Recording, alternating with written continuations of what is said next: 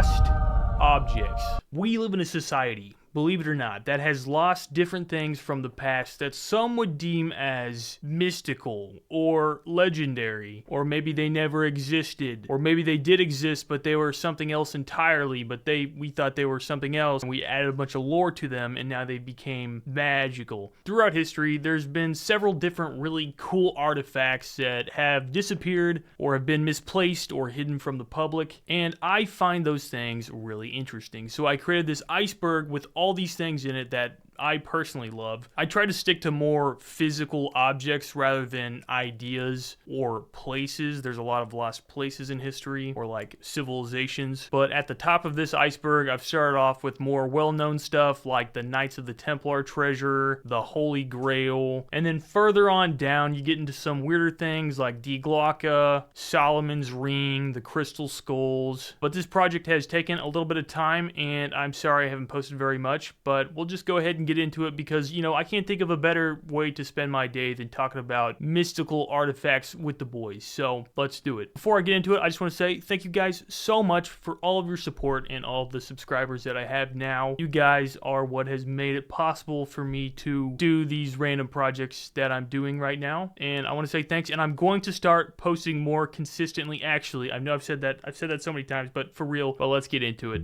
Starting off with El Dorado, also known as the Lost City of Gold. This was a legendary city that was said to be extremely rich in gold and other treasures. So the origins of this myth came about after the Spanish conquistadors heard about how one of the kings down in modern day Colombia, South America, was so rich that he did this ritual where he would cover himself in gold dust and then dive into this sacred lake, Lake Guatavita, to wash off the gold as an offering to their deities. The conquistadors heard this story about this ritual, and then it kind of got spun out of proportion and became this myth about El Dorado, this city made completely out of gold. Which, to be fair, there was a lot of gold down there. They had tons of gold, and they didn't hold it at the same level of importance that we did over in Europe and other places in the world. So after the conquistadors talked about this story a lot, many expeditions were launched by Europeans to go down and find this city. And what's funny about this is they actually searched so much for the city of gold that it led to the discovery of the Amazon River.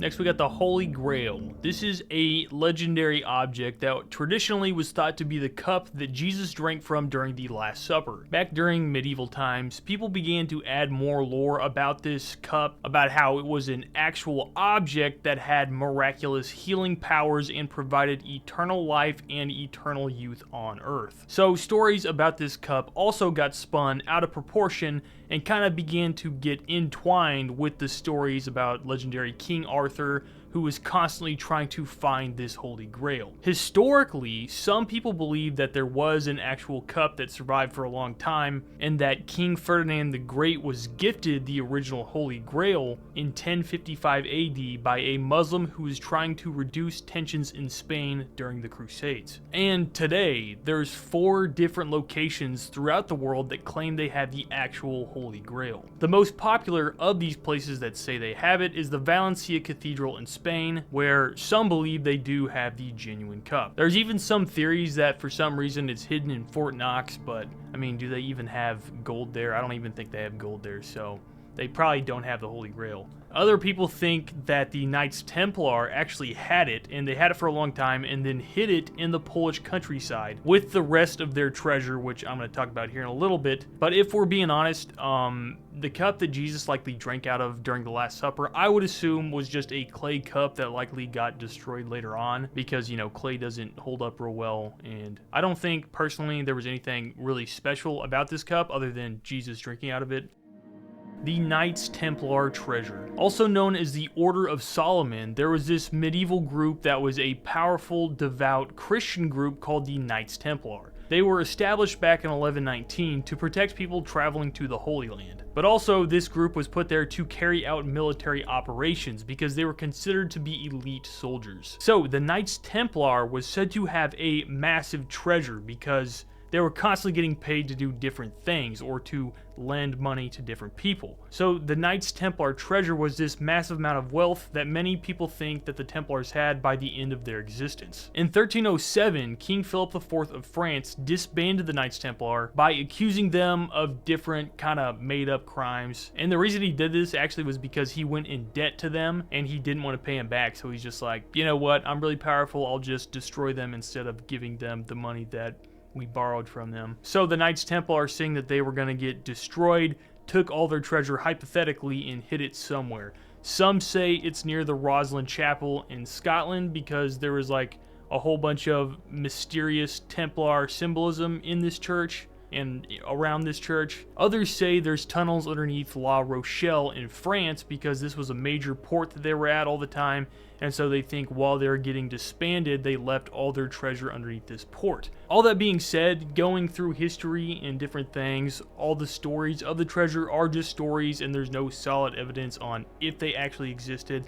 I sure hope they did. But they did have a sizable amount of wealth flowing through them at all times because people really trusted them with their wealth. They actually played a crucial role in developing Europe's financial system. The Excalibur. This was a legendary sword of King Arthur from, the stories of King Arthur and the Holy Grail and that sort of thing. There's different versions of this story. The more popular one is that it was given to him, to King Arthur, by the Lady of the Lake, which is this mysterious lady figure that comes up out of a lake and has mystical powers, and she basically gives Arthur this sword that he uses, and the sword also has magic powers. Others say that Excalibur was actually the sword that he pulled out of the stone that made him the king. Anyways, as I said, this sword has magical powers, like the power to blind enemies because it's so bright. And so in the story, King Arthur died, and as he was dying, he's like, you gotta return this sword to the Lady of the Lake. And so allegedly one of his knights did that, and so maybe there's a mystical sword down in a lake somewhere, and that is where the Excalibur is. Now, while many people believe that the stories of King Arthur and all those things are just kind of legendary and not necessarily real, some people think that the real historical sword of King Arthur was discovered in the uncovering of his grave in England in 1191 AD. And then possibly that real life sword that King Arthur had was gifted to the English King Richard the Lionheart, who is also a borderline legendary character from history that was real somewhat.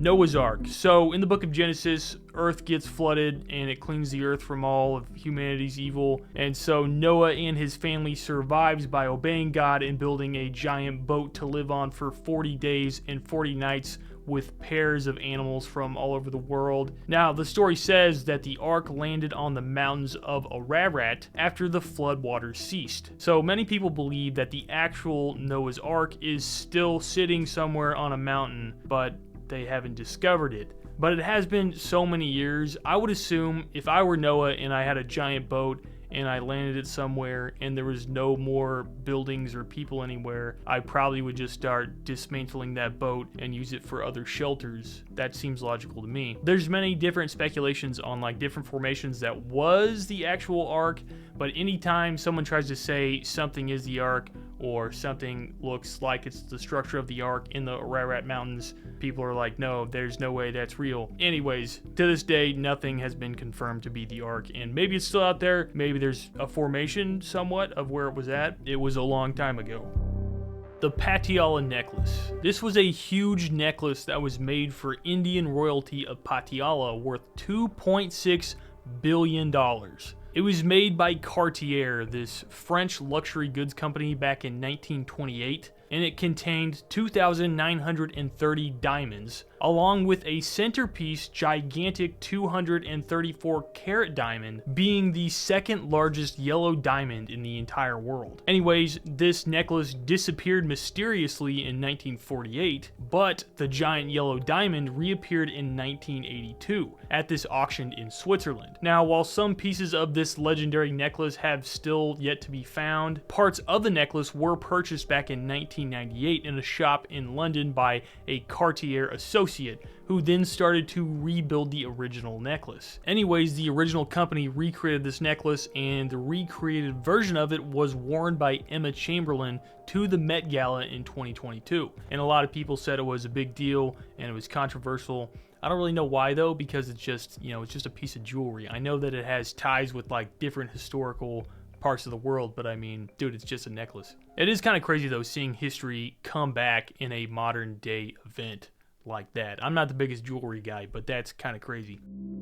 The Amber Room. Bro, they lost an entire room. This room at the time was often called the eighth wonder of the world. It was an amazing room that was covered in 6 tons of amber stone and leaf gold, and there was mirrors in there, and overall the room was valued at approximately $500 million. The room was created in Prussia in the early 1700s in the Catherine Palace near St. Petersburg. In 1941, during World War II, in the Nazi invasion of the Soviet Union, the Germans came in and dismantled and looted everything in this amber room and then transported it to Kaliningrad. Pieces of it were last seen in the Baltic port city, and eventually they all disappeared during the war. However, in 1994, 4 amber stones from the famous room were discovered, and they were in the possession of a German soldier who actually helped pack up the room back in the day. But the rest of the room has not been found, and many people think that it's likely hidden in a salt mine or a lake somewhere in Germany. Anyways, the amber room today has now been reconstructed in the Catherine Palace, and it was completed in 2003, so we're so back.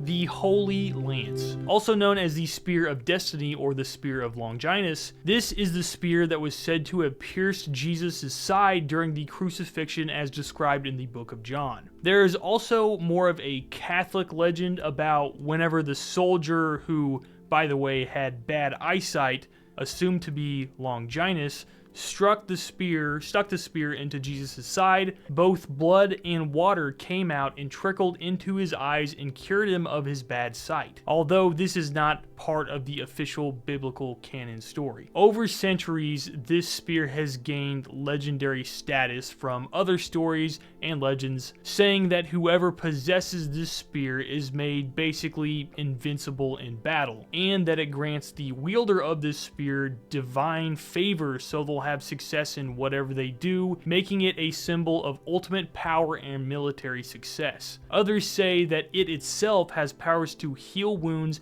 and cure illnesses. In modern day, there's at least 4 different major relics throughout the world that claim to be the actual Holy Lance. The most famous of these is in the Vatican in the St. Peter's Basilica. I'm not saying it's not possible that they actually have it, but personally I think this is likely something that would have deteriorated over time, and I have no idea how they would have pinpointed this thing from history. But it's pretty cool. If they have it, that's sick. That's really wow. But they might have it. You never know. It's a big world.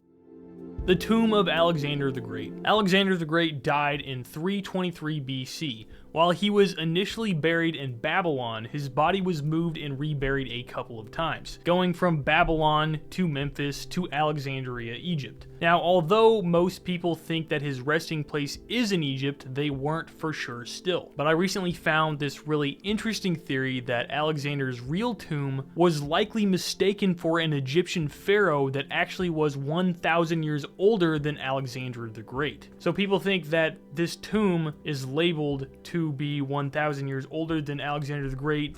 Maybe it was on purpose to throw people off from grave robbing him. Maybe they're completely wrong and convoluted in this, but it's still a lost place that we are still not for sure where it is at to this day.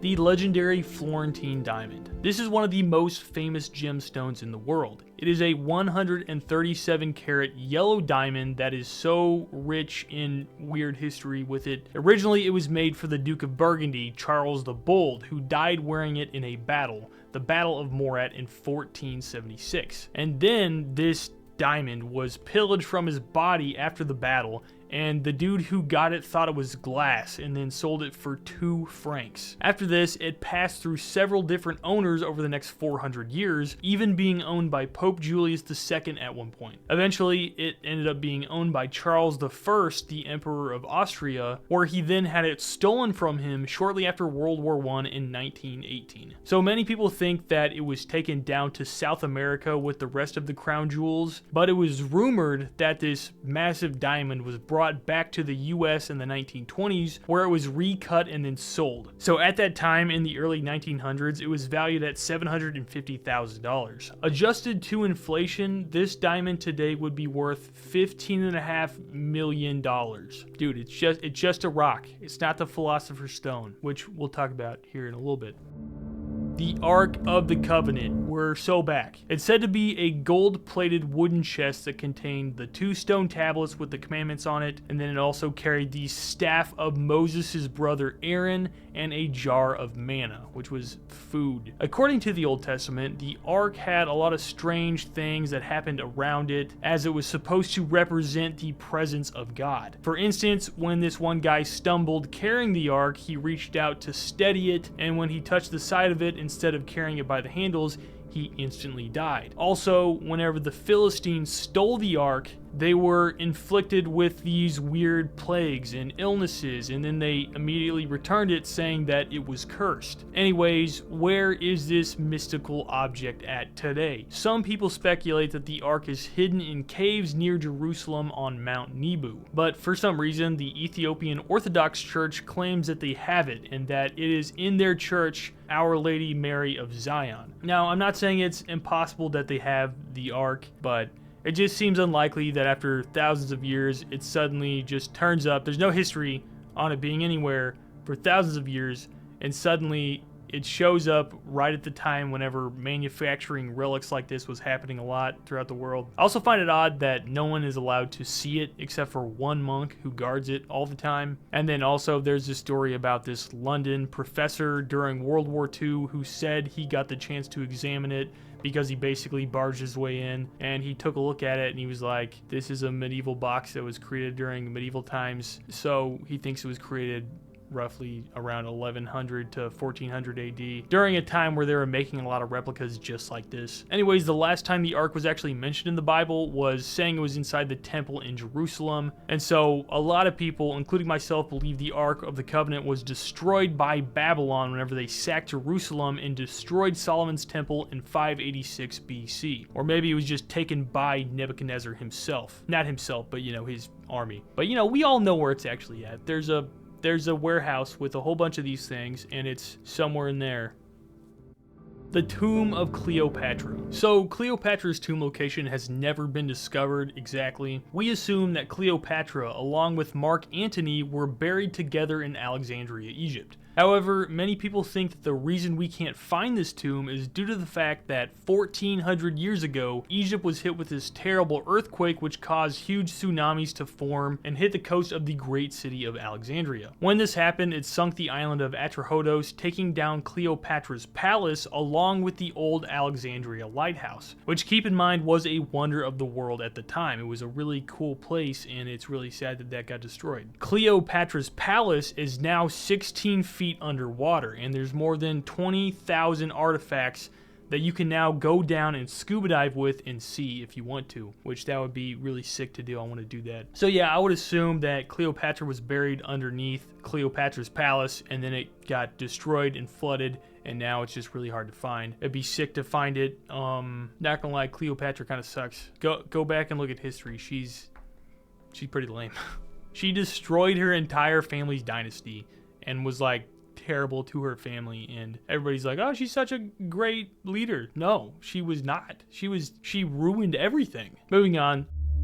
The Philosopher's Stone. This is what you guys are here for. This is the one. This is how you make gold out of sand. So the Philosopher's Stone is this legendary alchemic substance that has fascinated people for centuries. It's said to be able to turn regular base metals like mercury or lead into gold or silver. The idea of this stone goes back to ancient times and has been a central symbol in alchemy. If you don't know what alchemy is, don't feel bad. I didn't either until doing more research on on it. Alchemy is basically the medieval version of chemistry. It's based on transforming matter into different things, oftentimes thought to be more of doing like a magical process. Alchemists believe that there is a specific stone or type of stone or material that could actually turn different things into other things just by being close to it or doing a process with it. And that it could basically perfect any substance, including human souls, into whatever they wanted to make it into. There's this funny story. There was this one king, King Rudolph II of Bohemia, who was really obsessed with finding the stone.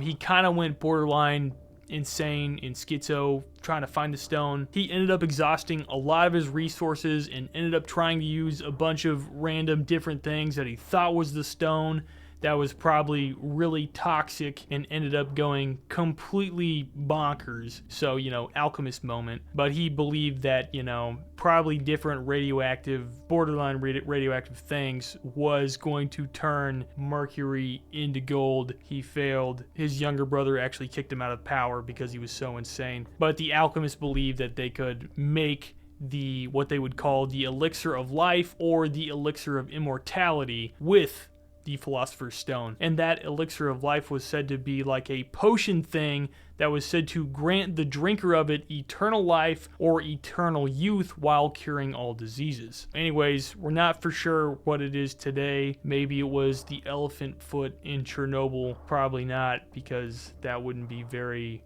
beneficial for us. Moving on. The Staff of Moses, also known as the Rod of Moses or the Staff of God. This was a shepherd's staff that was used on different occasions during several miracles, such as whenever Pharaoh had his sorcerers transform their staffs into serpents. Moses also transformed his rod into a serpent, but his serpent was stronger than theirs and ended up swallowing their serpents, so he won the snake fight. And then also he used it during several times when God commanded him to initiate like the plagues on Egypt. He used it then, and then also he used it again whenever he stretched out his hand over the sea to part the Red Sea with the staff. Today it's likely that this staff was destroyed because it was a wooden stick. I would assume it was destroyed, and it wasn't like Aaron's staff where Moses' brother put his staff in the ark. Rather, his stayed with Moses and he never saw the promised land. So it was maybe buried with him. So there's more widely accepted claims that the staff was part of these sacred relics that were collected in the Topkapi Palace Museum in Istanbul. Others, according to some traditions, suggest that it's hidden with other sacred items right before the destruction of Solomon's temple. So maybe they actually got a hold of it and put it in Solomon's temple and then hid it later on. Anyways, we don't know where it's at. Was it a mystical object? Did it have actual powers on its own? Treasure of Flor De La Mar. So the Flor De La Mar was this huge Portuguese ship that sank during 1511. Also known as the Flower of the Sea, the ship was rumored to be carrying the amount of gold worth 2.5 billion US dollars today, making it one of the most valuable lost treasures in history. So this treasure was amassed by this Portuguese general and admiral Alfonso de Albuquerque during the conquest of Malacca. He intended for this treasure to be a gift for King Manuel of Portugal. Anyways, he loaded up his boats extremely heavily with this massive treasure, and it was too much for the one single ship to carry, and then they encountered a severe storm, which was also bad. And so the ship broke apart and then sank, taking the valuable cargo down to the ocean floor. Most likely this thing sunk off the coast of Sumatra in Indonesia, and after numerous searches, the exact location of the wreck and the treasure remains undiscovered. So ever since then, obviously, a $2.5 billion treasure is going to attract a lot of attention. People have constantly been trying to find this thing. The treasure included, very likely, 60 tons of gold, 200 gem-filled chests with diamonds and rubies and emeralds. And if it was found today, it would be a national treasure level treasure find. There's different like conspiracy theories on what happened to this treasure, like maybe it didn't sink or maybe someone found it. Some think that the treasure was salvaged by local fishermen and inhabitants of nearby islands shortly after the shipwreck. According to this theory, the treasure was taken by the locals and then passed down through generations and has remained a closely guarded secret in that community. Other people point to there being a government cover-up and that the treasure was actually discovered by a government or a powerful organization or group of people, and they covered it up to avoid the legal repercussions of finding this treasure because, you know, in the absence of the original owners, the property recovered at sea belongs to the leader of whatever country owns those waters in most places of the world. So if you find a treasure, you usually don't want to tell that you found it because then they're going to take most likely all of it or most of it. Next, we got the Tree of Life. This is another biblical one. In the book of Genesis in the Bible, there's a passage that mentions how the Garden of Eden had a lot of great trees, but it specifically mentions how there's two particular trees. The Tree of Life that's in the middle of the garden, as well as the Tree of the Knowledge of Good and Evil. They're two separate trees. Now, after disobeying God by eating from the forbidden tree, the tree of the knowledge of good and evil, God forbade Adam to eat from the tree of life to prevent him from living forever in this state. So it's written that humanity was kicked out of the garden, and then an angel was placed with a flaming sword to guard the tree of life from every direction. So, whether you believe in the creation story in Genesis as being literal or metaphorical, I found it really interesting that the angel was sent specifically to guard the tree of life and not the tree of the knowledge of good and evil. Anyways, if this is a literal location and the Garden of Eden is still out there and not destroyed by the flood, the most common location people believe this lost place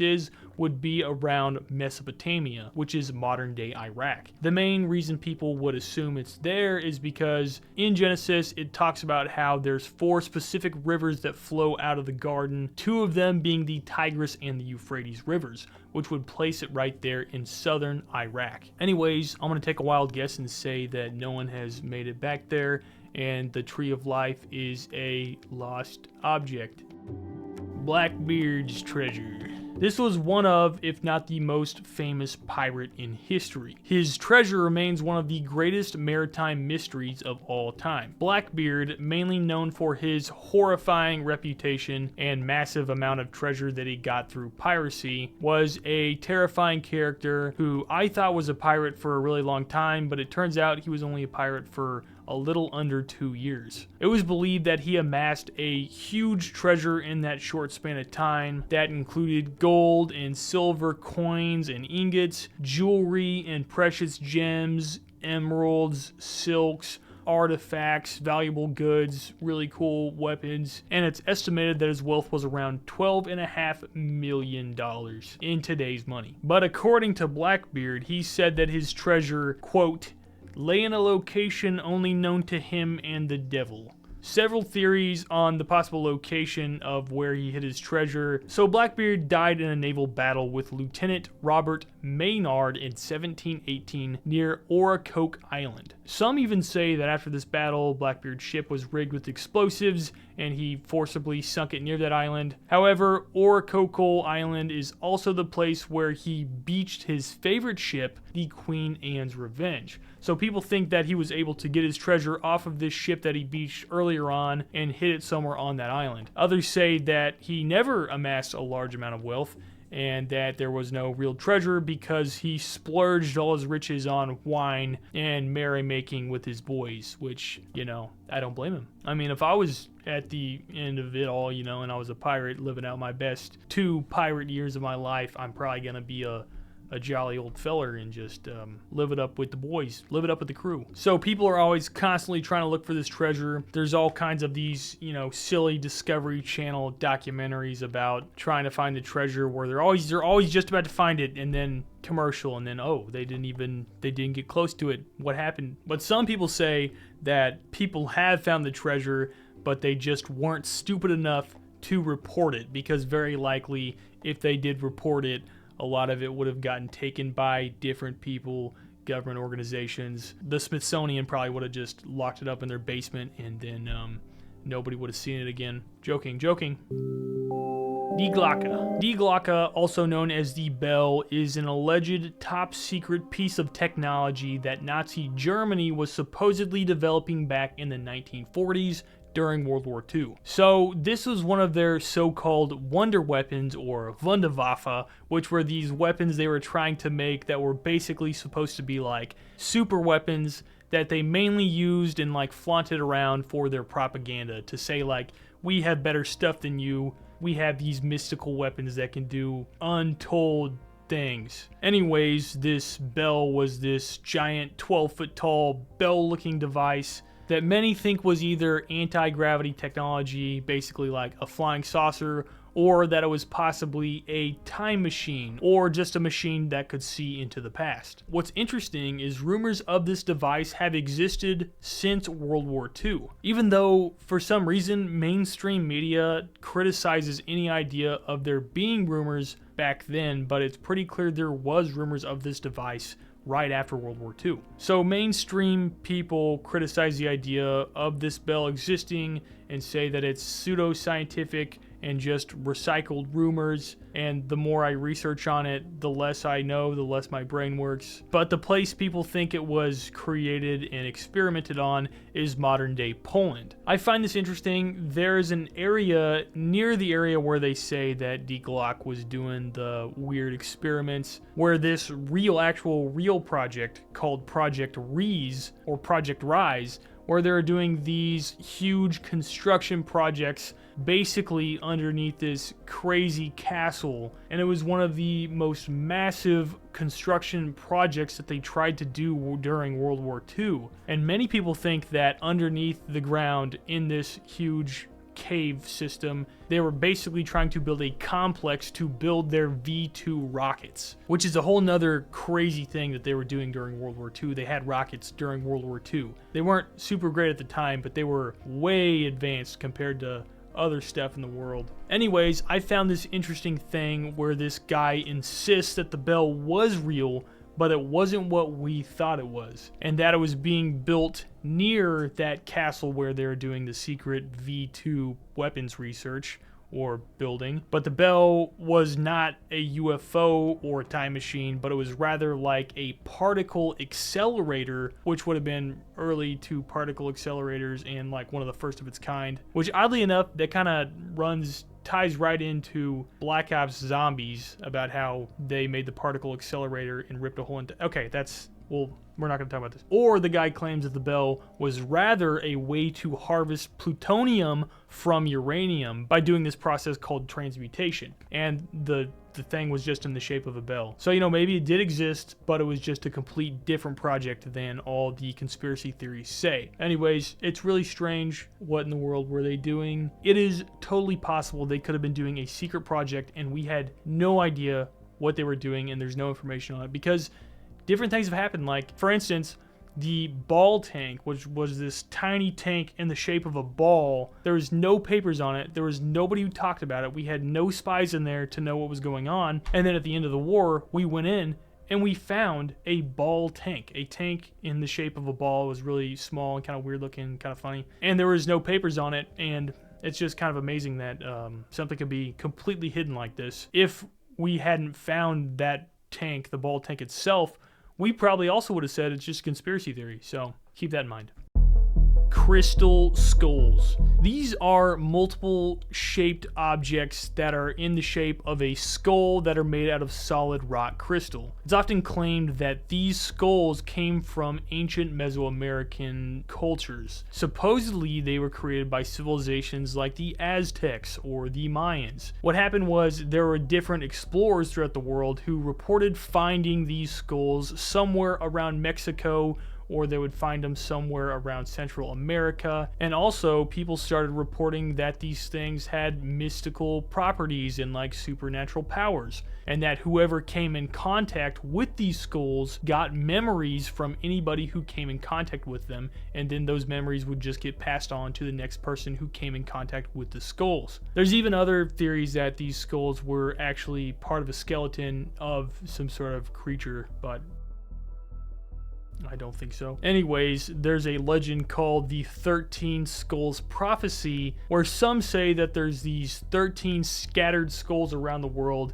and if all the skulls are brought together into the right place, they would reveal the secrets of the universe and the knowledge that is hidden from us, but we will only unlock them whenever humanity is ready. This also ties in with ideas of like the Mayan calendar and the end of the world, and information it would give us that would help us survive some sort of cataclysm. Anyways, I personally don't believe in all this stuff, but I dug into it. It's super cool. I really like it a lot. I think it's really cool. But after doing more research into it, it seems like people created these skulls somewhere in Europe, likely in Germany in the 1800s. So it seems that most of or some of the skulls were just an elaborate hoax, even though they are cool and I wish they were real.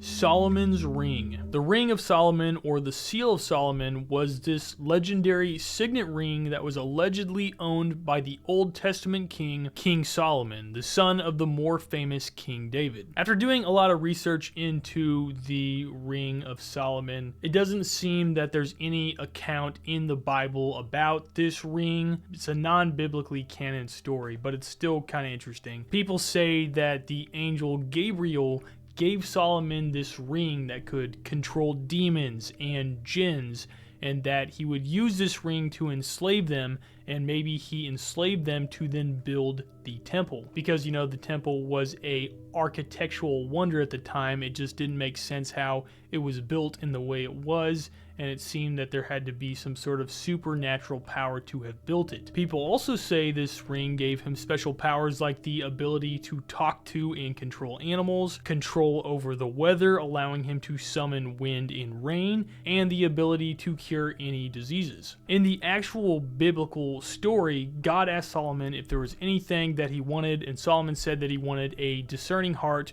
or an understanding mind / obedient heart, and then God was pleased with his answer and gave him those things along with wisdom. But this story, rather the non-biblically canon story, says that he was instead given this ring that gave him these powers. Going adjacent to this sort of thing, there's also this book called The Lesser Key of Solomon, which is really interesting because it's a book that was written in the 1700s, but the material in this book that was all compiled is much older, maybe around 800 BC even. And basically this book is about how there was these themes in old Judaism about how Solomon enslaved these demons and used them to build the temple, and it describes the names of these demons, what they do, how to summon them. And then people theorize this book was written by the Masons that helped Solomon build the temple, which later maybe turned into the Freemasons, so that the Masons could then later on use this knowledge to build different things, or for different things. I also found it interesting how they talk about how this ring is made out of stuff like brass and iron, and it had inscriptions that it used to command both good and evil spirits, which kind of ties in with the idea that like technology, I don't know if you've heard this, it's kind of weird, technology is demonic itself. And because, you know, like brass, iron, gold, they're all conductive materials, and the ring was made out of like brass and iron, and so it's kind of like a circuit board, and maybe it's some sort of technology, and maybe our technology is demons. And anyways, there's bugs underneath your skin, and the people in your walls have been talking far too loud today. But to summarize, some people think there is a literal ring that can control demons, and maybe secret societies have it, and maybe the Freemasons still have it, and that's why they have gained power, and maybe it has been influencing different events throughout history behind the scenes. Anyways, guys, thank you so much for watching this video. If you like weird lost objects, you are just like me for real. I appreciate all the subs, even though my content's not that great yet. I'm going to be having a lot more great stuff soon, so if you haven't subscribed yet, consider subscribing, or go ahead and watch some of my other videos. I had a few good ones come about. I want to continue doing these Iceberg type videos because it goes off so many cool topics, and I can just make super long videos and talk about a lot of cool stuff and learn a lot of cool stuff, and just kind of chill out and talk about nonsense for a while and rant. We're so back. So go ahead, do yourself a favor, get a lobotomy, hit subscribe, and I will see you guys in the next video. Thank you.